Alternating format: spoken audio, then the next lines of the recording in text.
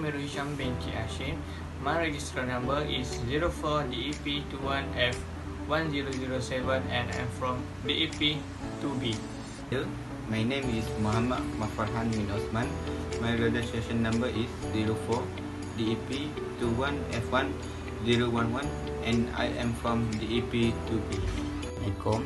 My name is Muhammad Iqmal Haikal bin Anas. My registration number is 04 DEP 21F1015. My class is DEP2B. Hello, my name is Afham bin Arbi.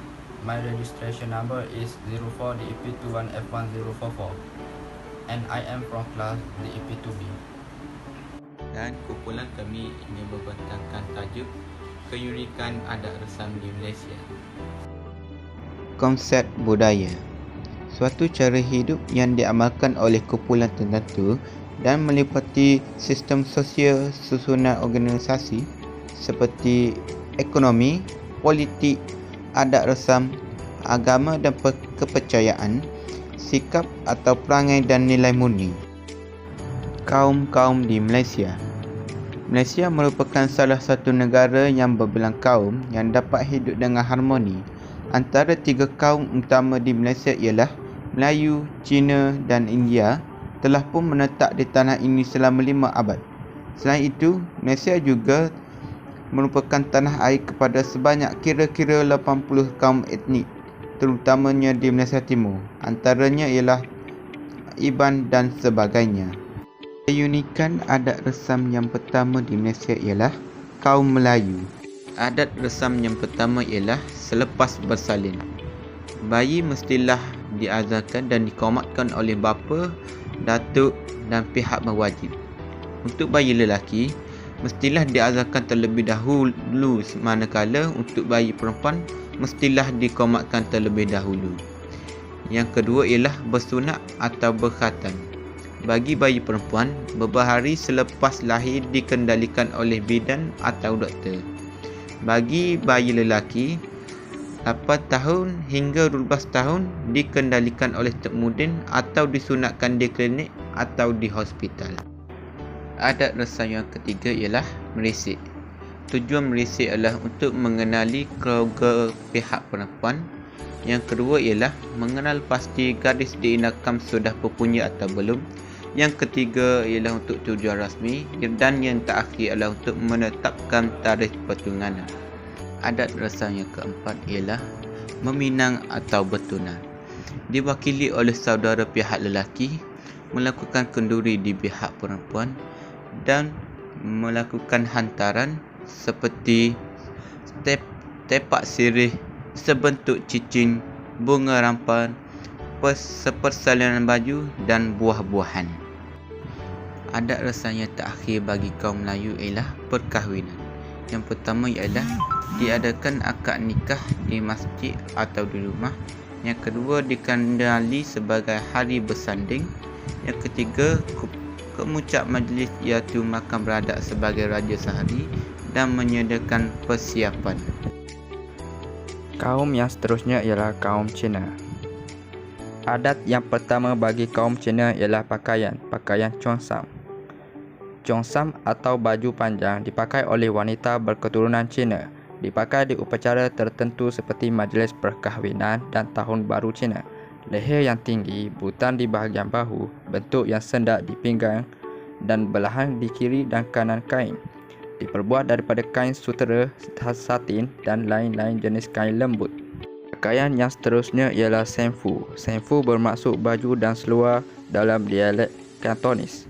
Dipakai oleh lelaki berketurunan Cina. Baju yang longgar dan terbelah di hadapan berkolar tinggi dipakai dengan seluar longgar. Diperbuat daripada kain lembut seperti kain sutera. Adat resam yang kedua bagi kaum Cina ialah adat perkahwinan iaitu merisik. Kedua belah pihak latar belakang pasangan yang disukai oleh anaknya. Ambil berat tentang nama, latar belakang, peribadi, tingkah laku. Cara merisik iaitu tanya kepada rakan rapat pasangan anak dan berbincang bersama keluarga pihak perempuan. Seterusnya meminang. Moingin atau dikenali sebagai wakil dipilih berkunjung ke rumah pihak perempuan. Ibu pengantin perempuan dan wakil berbincang tentang wahantara dan peruntukan meja makan jamuan. Seterusnya, bertunang. Hari pertunangan dipilih mengikut kalender Cina yang sesuai dengan binatang kelahiran pasangan. Tukang tilik yang menetapkan tarikh berpandukan Tong Su. Upacara bertukar cincin, iaitu perempuan tersebut serahkan kertas merah yang dikenali sebagai nyengsang, nama, umur, tarikh lahir dari tukang tilik. Seterusnya, majlis perkahwinan dilangsungkan setelah setahun bertunang. Pengantin duduk di pelamin dan bersanding. Pengantin bertemu ahli keluarga dan meminta restu daripada mertua masing-masing. Upacara minum teh sebagai penerimaan pasangan pengantin untuk mengeratkan hubungan silaturahim. Kemuncak, jamuan besar secara besar-besaran. Adat resam yang ketiga bagi kaum Cina ialah pantang larang. Wanita mengandung tidak boleh melakukan kerja memaku yang dikhawatiri bayi boleh jadi cacat. Pantang selama 40 hari, mengadakan kenduri untuk bayi yang mencapai umur sebulan. Amalankan adat cukur rambut bayi. Adat yang keempat bagi kaum Cina ialah kematian. Mayat dibersihkan dan dimandikan sebagai tanda penghormatan. Keranda diperbuat daripada kayu yang diukir. Mengupah orang menangisi si mati. Pakaian warna hitam untuk perkabungan tamat. Adat resam yang terakhir bagi kaum Cina ialah hari perayaan. Perayaan Tahun Baru Cina. Tanda kedatangan Tahun Baru mengikut kalender Cina. 12 binatang menaungi kalender mereka. Semua ahli keluarga berkumpul untuk makan malam bersama. Buah limau, mandarin dan kuih bakul. Cap goh meh penutup perayaan. Kaum India. Masyarakat India. Masyarakat India adalah etnik ketiga terbesar di Malaysia. Masyarakat India juga salah satu kaum yang telah menyumbang ke arah pembentukan majmuk di negara kita. Masyarakat India juga mengekalkan ciri-ciri kebudayaan tersebut sehingga kini. Mereka mempunyai banyak persamaan kebudayaan dengan masyarakat Melayu, lebih jelas daripada segi aspek kelahiran dan perkahwinan. Masyarakat India terdiri daripada berbagai suku kaum. Perkahwinan. Triromanan merupakan penyatuan atau ikatan suci melalui perkahwinan oleh suami isteri agar kekal hayat. Terdapat 3 jenis perkahwinan dalam masyarakat India, iaitu Valtika Triromanan, Tamil Triromanan, Dia Triromanan. Berlandaskan aspek suku kaum. Adat yang dilakukan untuk menghormati dan mendapat restu termasuklah menyerahkan sebiji kelapa yang dilubangkan di atas kepalanya, lalu menuangkan air susu dalamnya. Selain itu, memberi sirih, mencium tapak kaki kedua ibu bapa, memberikan hadiah dohti bapa mentua, sari pada ibu mentua dan wang. Pasangan pengantin akan bertukar-tukar kalungan bunga sebanyak 3 kali dan berkongsi minuman air susu yang bercampur pisang dalam segelas. Setelah upacara dilaksanakan dan menandakan pasangan secara rasmi telah menjadi suami isteri. Kematian. Masyarakat India mempunyai konsep kelahiran, iaitu kematian adalah ibarat tidur. Mereka akan bangun selepas tidur. Sejarah India juga telah menyatakan kematian ialah pemisahan roh dengan jasad, di mana jasad akan hancur tetapi kembali ke alam barzakh. Mayat mereka akan dibakar dan dikebumikan. Terdapat pelbagai adat tertentu melaksanakan upacara ini. Upacara menanggalkan tahli. Tahli wal guta merupakan upacara menanggalkan tahli semasa berlakunya sebuah kematian dalam sebuah keluarga. Tali rantai suci perkahwinan hanya boleh ditanggalkan oleh isteri setelah suaminya meninggal dunia. Upacara White Karasi. Setelah mandi dan dihias cantik, mayat akan dimasukkan ke dalam keranda Lagu-lagu suci dimainkan dan saudara akan memberi penghormatan yang terakhir kepada si mati agar tenang. Upacara Tene Dundaya Cinana Potri disebut beberapa kali sebagai penanda upacara direstui oleh Tuhan. Mengiringi mayat mengikut lawan jam sebanyak 3 kali sebagai tanda penghormatan. Perayaan bagi kaum India. 1. Deepavali. Pengguna Hindu akan menjalani mandi minyak yang melambangkan penyucian badan dan semangat. Selepas upacara penyucian yang melambangkan permulaan yang baru, pengguna Hindu akan mengunjungi kuil di mana patung dewa Hindu akan dikalungkan dengan kalungan bunga. Kedua, Raya Taipusang merupakan perayaan penghapusan dosa yang telah dilakukan di atas muka bumi. Tidak semua pengguna melakukan nazar. Seterusnya, keunikan adat rasan di Sabah. Dari segi bahasa Lengat, kaum Kadazan kerap menggunakan konsonan V, Z, L dalam pertuturan harian. Contohnya, Ngavi bermaksud habis, Tagazo bermaksud besar dan Kalaja bermaksud kerja. Pakaian kaum Kadazan. Pakaian lelaki, Siga, Gaun dan Soba. Bagi pakaian perempuan pula, memakai pakaian Sinu Angga, Impogok dan Tapi. Dari segi perkahwinan pula, merisik dilakukan pada waktu pagi. Cincin diletakkan di bawah bantal ibu bapa. Bertunan hantaran seperti makanan kinzih dan kerbau. Alat istiadat seperti canan, gon dan tempayang. Bersanding. Pesta perkahwinan di rumah perempuan sesingkat 2 hingga 3 hari. Upacara adat yang khas suami isteri makan sempinggan tanda bersatu. Pantang larang ibu mengandung. 1. Tidak boleh memotong atau mengerat. 2. Tidak boleh mengikat atau menyimpulkan sesuatu. 3. Suami tidak boleh memotong rambut. Waktu bersalin. 1. Suami tidak boleh berada jauh di rumah. 2. Tidak boleh makan ikan bertulang keras. 3. Bayi tidak dibenarkan dibawa ke ruang yang terdedah. Hubungan lelaki dan perempuan. 1. Berkehendak melakukan buruh.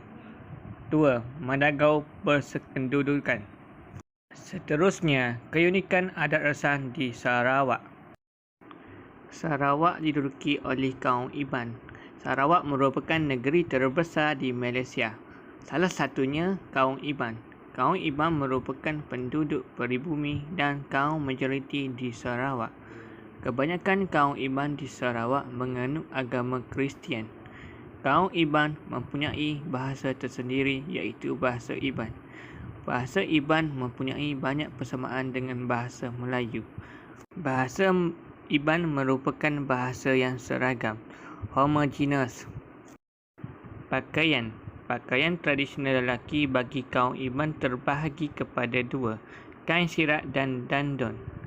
Kain sirat adalah pakaian asas kaum Iban. Bahagian hujung kain ini dihiasi dengan sulaman atau tenunan. Sirat dipakai dengan cara melilitnya di pinggang dan celah kangkang. Yang kedua, dandon ialah kain selendang yang dipakai oleh lelaki Iban. Dandon lebih lebar daripada bendun. Panjang dandon tidak tetap kerana kain ini digunakan sebagai pembungkus barang-barang persembahan dalam upacara tertentu sahaja. Dandon diperbuat daripada kain yang ditenun dengan carit. Pakaian tradisional perempuan bagi kaum Iban terbahagi kepada 3, bidang, kalambi dan bedong. Bidan merupakan kain sarung yang sempit dan panjangnya cuma lebih kurang separas lutut. Bidan yang digunakan sebagai pakaian harian tidak banyak reka coraknya. Biasanya bidang ini dihiasi oleh reka corak jalur-jaluran yang berwarna-warni. Nombor 2, kalambi. terbahagi kepada dua jenis, iaitu kelambi berlengan dan kelambi tanpa lengan. Ia dipakai oleh lelaki dan perempuan Iban ketika upacara tertentu sahaja. Terdapat kelambi yang dihiasi oleh jalur-jalur yang indah, yang setengahnya pula dipenuhi dengan figura-figura roh dan binatang. Nombor 3. Bendung. Kain selendar yang panjang dan sempit, dihiasi oleh reka corak tenunan yang sangat halus. Panjang bendung hampir sama dengan sirat. Dipakai di bahu sebagai selendang atau diselempangkan di bandang seperti pangkahan di dada dalam upacara-upacara rasmi. Perkahwinan terbahagi kepada 3. Merisik, meminang atau bertunang dan majlis perkahwinan. Merisik. 1. Adat yang wajib diikuti. Adat merisik akan dijalankan apabila seorang teruna telah berkenan kepada seorang gadis. 2. Ibu bapanya atau wakil akan pergi ke rumah si gadis untuk merisik. 3. Bertujuan untuk menanyakan persetujuan daripada pihak gadis. Nombor 2. Meminang atau bertunang. 1. Rombongan meminang daripada pihak lelaki akan disertai oleh 5 hingga 10 orang yang terdiri daripada golongan orang tua. Nombor 3. Majlis perkahwinan. 1. Dimulakan oleh pihak lelaki di mana mereka akan menyediakan barang-barang atau hantaran yang akan diberikan kepada pihak perempuan. Keluarga pihak perempuan akan membuat persiapan seperti memburu binatang untuk dijadikan lauk kepada tetamu yang datang. Pasangan ini akan mengenakan pakaian tradisional Iban. Walaupun mereka sudah sah sebagai suami isteri, mereka tidak boleh tidur bersama selagi masih ada bunyi-bunyi pentanda buruk. Mereka akan dipisahkan sementara waktu sehingga semua pentanda buruk tiada lagi. Pantang larang kaum Iban. Pantang larang ketika makan. Seseorang harus menjaga kebersihan diri dan tangan. Mereka dilarang minum air sebelum dan semasa makan. Selepas makan, mereka dilarang tidur dan mandi. Pantang larang ketika tidur. Mereka dilarang menunjukkan dahan reput di atas pekut. Dilarang tidur di kawasan terlalu bersih dan terlalu cantik kerana percaya kawasan berpenunggu. Pantang larang untuk bersukan. Tidak dibenarkan mandi selepas bersukan. Pantang larang budaya mengurut. Dilarang mandi selepas mengurut kerana boleh menambahkan kesakitan dan keuzuran. Pantang larang semasa mengandung. Dilarang menggali parit di kawasan padi atau di mana-mana sahaja. Dilarang memotong pokok yang menjala di atas tanah kerana dibimbang akan menghilangkan pendarahan yang berterusan semasa melahirkan anak. Dilarang menuang minyak ke atas tapak tangan untuk disapu pada rambut bayi yang bakal lahir agar tidak bernanah. Pendapat dan cadangan kumpulan kami bagi memperkukuhkan hubungan sesama kaum di Malaysia. Pada pendapat kami, usaha lain yang dapat direncana untuk memupuk paduan antara kaum di Malaysia adalah dengan menyambut hari perayaan bersama-sama. Konsep ini sebenarnya telah pun diperkenalkan, iaitu mengajukan rumah terbuka. Negara kita merupakan antara masyarakat yang banyak meraihkan perayaan sepanjang tahun daripada Tahun Baru Cina, Hari Raya Aidilfitri, Deepavali, Hari Natal dan lain-lain. Dengan penganjuran rumah terbuka, bangsa lain yang tidak mengetahui budaya dan tradisi kaum yang menyambut perayaan tersebut boleh mempelajari dan menikmati hidangan yang lazimnya dihidangkan. Pada masa yang sama, aktiviti kunjung-mengunjung semasa hari perayaan dapat mengeratkan hubungan antara jiran tetangga dan komuniti. Selain itu, perpaduan antara kaum boleh dipupuk dengan memperkasa aktiviti sukan dan rekreasi dalam komuniti. Selain manfaat kesihatan, aktiviti sukan dan rekreasi juga mampu melahirkan sifat kerjasama dan toleransi antara satu sama lain. Nilai ini penting bagi untuk saling memahami budaya dan adat resam yang diamalkan oleh setiap kaum dan bangsa di Malaysia. Intinya, dengan menyertai aktiviti sukan dan rekreasi, masyarakat bukan sahaja dapat bersatu padu, malah menjadi lebih sihat dan cergas. Itu sahaja daripada kumpulan kami. Sekian, terima kasih.